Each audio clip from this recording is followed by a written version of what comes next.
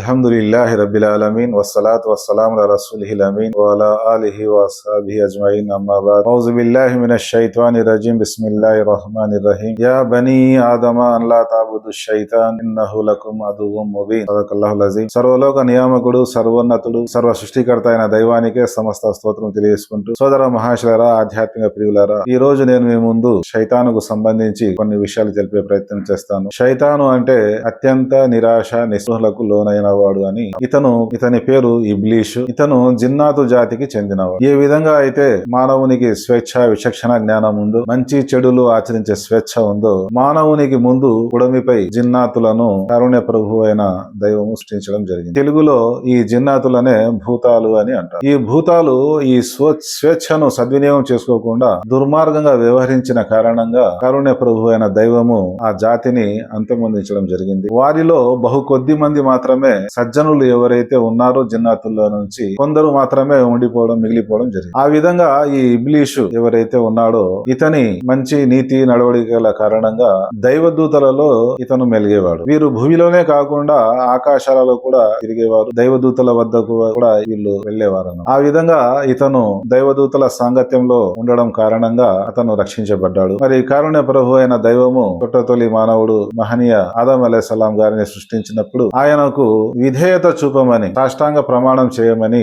కోరినప్పుడు దైవదూతలందరూ దేవుని ఆజ్ఞకు శిరస వహించారు. కానీ ఇబ్లీషు మాత్రము దేవుని ఆజ్ఞను వ్యతిరేకించడం జరిగింది. నీకు ఏమైంది, నా ఆజ్ఞను నీవు ఎందుకు శిరస వహించలేదు అంటే, అతను మట్టితో తయారు చేయబడ్డాడు, నేను అగ్నితో సృజించబడ్డాను, నేను అతని కంటే ఉత్తముణ్ణి అని గర్వానికి ఇవ్వడం. దీనికి ముఖ్య కారణం ఏమంటే, ఇతని భక్తి విద్యా జ్ఞానాల కారణంగా ఈ భూమిలో నన్ను ప్రతినిధిగా నియమిస్తాడు, గౌరవాన్ని అనుగ్రహిస్తాడు అనే ఒక ఆశ అతని మనస్సులో ఉండేది. ఎప్పుడైతే మట్టితో మానవుని తయారు చేసి అతని శరీరంలో ఆత్మను ఊది అతనికి విధేయత చూపమని, అంటే సాష్టాంగం అంటే ఇది భక్తిగా ఆరాధనతో కాదు, ఈ భూమిలో ఏదైనా చేసే అధికారము మానవునికి మాత్రమే ఉంటుంది కాబట్టి, దైవ ప్రతినిధిగా మానవుని సృష్టించడం జరిగింది కాబట్టి నీ యొక్క స్వేచ్ఛ స్వాతంత్రాలు అక్కడ కొనసాగవు, మానవునికి నువ్వు విధేయునిగా ఉండాలి అనే ఉద్దేశంతో అతన్ని సాష్టాంగ పడమని కోరడం జరిగింది. కానీ అతను గర్వ అహంకారానికి లోనై దేవుని యొక్క కరుణ పట్ల నిరాశ చెంది నాకు సమయం కావాలని కోరాడు. సరే, నీకు సమయం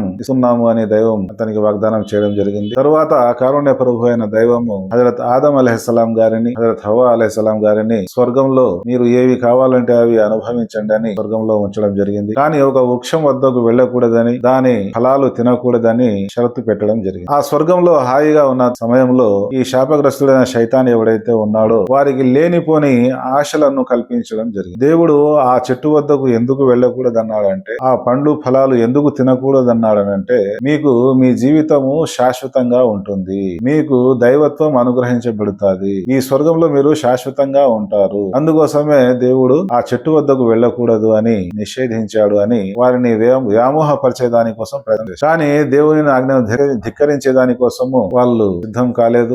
మాటికి వారిని ప్రలోభ పెట్టినప్పుడు ఒక సమయంలో వారు ఆ ఆజ్ఞను ఉల్లంఘించడం జరిగింది. ఆ చెట్టు వద్దకు వెళ్ళినప్పుడు, ఆ పండ్లను తిన్నప్పుడు వారి యొక్క అవయవాలు విప్పుకోవడం జరిగింది. సహజ సిద్ధంగా ఏదైతే వారి శరీరాన్ని కప్పి ఉన్న వస్త్రాలు ఏవైతే ఉన్నాయో అవి తొలగించబడ్డాయి. వారు సిగ్గు బిడియంతో తమను తాము కాపాడుకునే దానికోసం, రక్షించుకునే దానికోసము ఆ స్వర్గంలోని పెద్ద పెద్ద చెట్టు ఆకులను తమ మర్మాంగాలను కప్పుకునే ప్రయత్నం చేయడం జరిగింది. అప్పుడు కారుణ్య ప్రభు అయిన దైవము, ఎందుకు మీరు నేను నిషేధించిన చెట్టు వద్దకు వెళ్లారు అని ప్రశ్నించారు. వారు దైవాన్ని క్షమాపణ వేడుకోవడం జరిగింది. మీరు కష్టం లేకుండా ఏదైతే స్వర్గం మీకు లభించిందో దాని విలువ మీకు లేదు, మీరు భూమిలో పోయి కొంతకాలం అక్కడ జీవించండి, మీరు నన్ను విశ్వసించి నేను పంపిన ఆజ్ఞల్ని మీరు పాటించండి, దానికి ప్రతిఫలంగా నేను మీకు స్వర్గాన్ని అనుగ్రహిస్తాను అని కొంతకాలం కోసము ఇక్కడ పంపడం జరిగింది. మరి మహనీయ ఆదం అలైహిస్సలాంతో పాటు ఈ శైతాను కూడా వచ్చాడు కాబట్టి, మరి ఈ మానవుని కారణంగానే నేను దేవుని యొక్క శాపానికి గురైనాను, అందుకు నేను ఇతనికి కూడా నీ శాపానికి గురయ్యే విధంగా చేస్తాను అని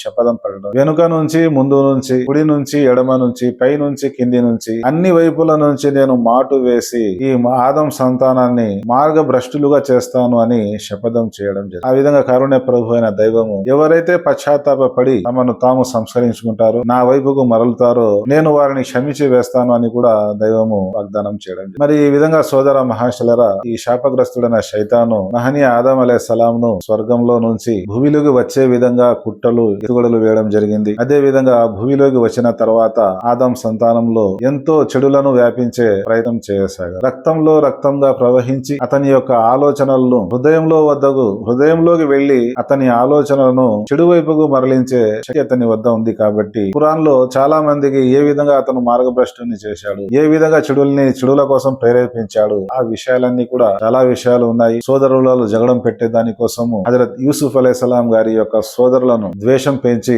మహనీయ యూసుఫ్ అలైహిస్సలాం గారిని చంపేదాని కోసము పన్నడం జరిగింది. కానీ కారుణ్య ప్రభు అయిన దైవము యూసుఫ్ అలైహిస్సలాం గారిని కరుణించి ఒక పెద్ద రాజ్యానికి రాజుగా చక్రవర్తిగా నియమించడం జరిగింది. అంటే ఈ విధంగా శైతాను కుట్రలు ఎత్తుగడలు పన్నుతూ ఉంటాడు. కారుణ్య ప్రభు అయిన దైవము ఆ శైతాన్ కుట్రల నుంచి ఎవరైతే తప్పించుకుంటారో వారికి ఉన్నత స్థానాలను కూడా ప్రసాదిస్తారు. ఆ విధంగా ఈజిప్ట్ కు వెళ్లిన తర్వాత అక్కడ మంత్రి యొక్క భార్య హజరత్ యూసుఫ్ అలైహిస్సలాం గారిని మోహించడం జరుగుతుంది, చెడు వైపుకు ఆహ్వానించడం జరుగుతుంది. ఇదంతా ఏమిటి? శైతాన్ యొక్క ఎత్తుగడలు. ఆ విధంగా చెడును ప్రేరేపించినప్పుడు అతని మాయలో పడినట్లయితే మనిషి తన స్థానం నుంచి దిగజారిపోతాడు. ఇహలోకంలోనూ అవమానం పాలవుతాడు, రేపటి రోజు పరలోకంలో కూడా అగౌరవం పాలయ్యేదానికి అవకాశం. ఈ విధంగా ఖురాన్ లో ఈ శైతాన్ యొక్క వలలో చిక్కుకొని ఎన్నో చెడులకు పాల్పడిన వారు ఉన్నారు. అదే విధంగా తమకు తాము తీర్చిదిద్దుకొని శైతాన్ అడుగుజాడలో నడవకుండా దేవుని యొక్క మార్గంలో దేవుని యొక్క ప్రవక్తలు మహనీయుల బోధనల ప్రకారము జీవించిన వారు ఎవరైతే ఉన్నారో వారు తమ జీవితాలని సంస్కరించుకొని ఉత్తమ జీవితం గడిపిన వారు ఉన్నారు. వారే మనకు ఆదర్శం, మన ప్రవక్తలు. అదే విధంగా వారి తర్వాత సహాబాలు, ఇంకా వారి యొక్క తాబీయిను, ఈ విధంగా ఎంతో మంది పండితులు ధర్మ సేవ చేసి ధర్మ మార్గం మీద నడుచుకొని సన్మార్గం నడిచిన వాళ్ళు ఎంతో మంది ఉన్నారు. మనము వారిని ఆదర్శంగా తీసుకొని ఈ శైతాన్ వ్యామోహంలో పడకుండా మనం జీవితం గడిపినట్లయితే మనం సాఫల్యం పొందేదానికి అవకాశం ఉంది. కానీ అత్యధిక ప్రజలు ఆ శైతాన్ అడుగుజాడలో నడిచి సారాయి, జూదము, వ్యభిచారం లాంటి చెడులకు లోనైపోయి రకరకాల రోగాల బారిన పడి తమ ఆరోగ్యాన్ని, తమ సంసారాలను నాశనం చేసుకున్న వాళ్ళు కూడా చాలా మంది ఉన్నారు. అందుకోసము ఈ శైతాన్ ఎవడైతే ఉన్నాడో మనిషి యొక్క ఆలోచనల్ని కూడా ప్రేరేపించే శక్తి ఉంది. అందుకోసం మనం అతని నుంచి రక్షించబడాలి అంటే దైవం ఏదైతే హితోపదేశం పంపాడో, దైవ గ్రంథము, దైవ ప్రవక్తలు బోధనలు ఏవైతే ఉన్నాయో వాటిని మనం చదివి అర్థం చేసుకుని ఆచరించినట్లయితే అతని ఎత్తుగడలు మనం తెలుసుకొని నీతివంతమైన, నైతికవంతమైన, ఉత్తమమైన జీవితాన్ని గడిపేదానికి అవకాశం ఉంది. ఏవైతే విషయాలు చెప్పామో, విన్నామో అర్థం చేసుకుని ఆచరించే సద్ది కలగజేయాలని, తద్వారా మా అందరికి హప్పర్ లోకల్లో మోక్షమైన దేవుని వింటున్నాను. అస్సలాము అలైకుం వరహమతుల్లాహి.